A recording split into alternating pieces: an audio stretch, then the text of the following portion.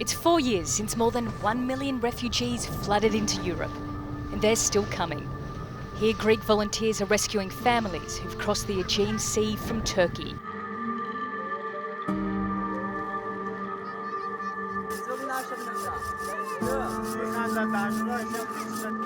It's difficult to believe that in Europe, refugees are still living in these sorts of conditions, tents on the side of a hill.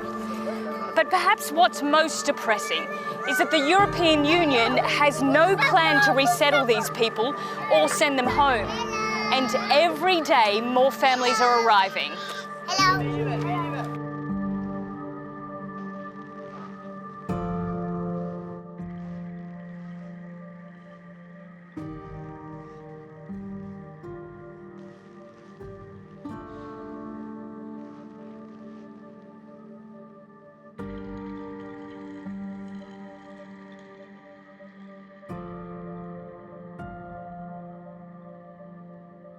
This camp was built for 700. Instead, up to 6,000 people live here. There aren't enough toilets or showers, and Turkey has been threatening to send even more refugees to Europe. The situation domestically in Turkey has changed. Politically, the people were very welcoming, but I think the realization has now cemented in the society that Turkey has been asked to handle 4 million refugees on its own. Turkey has also been rounding up Syrians and plans to send up to 2 million back across the border. So some refugees have decided to take the chance and try to reach Europe now. In October, fire broke out on Samos Island.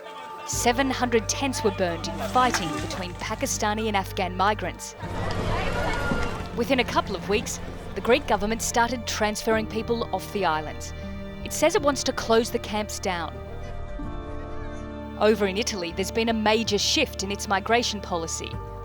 Under the previous far-right government, it became a criminal offence to help migrants. Many refugee centres were closed and rescue ships banned from entering Italian ports. Those laws have now been lifted. Our hope is, first of all, not to consider migrants as criminals, but to consider them as people who need help. The journey is just as harrowing through the Western Balkans route. Migrants board trains in the Bosnian capital Sarajevo, heading for the Croatian border. But police force them off in the middle of the night. They say there's no room for any more migrants in the border towns. Up to 10,000 of them have been stuck in Bosnia since Croatia closed its border and started pushing them back. Many of the men we spoke to wanted to reach the UK. But a case in October showed just how dangerous that journey can be.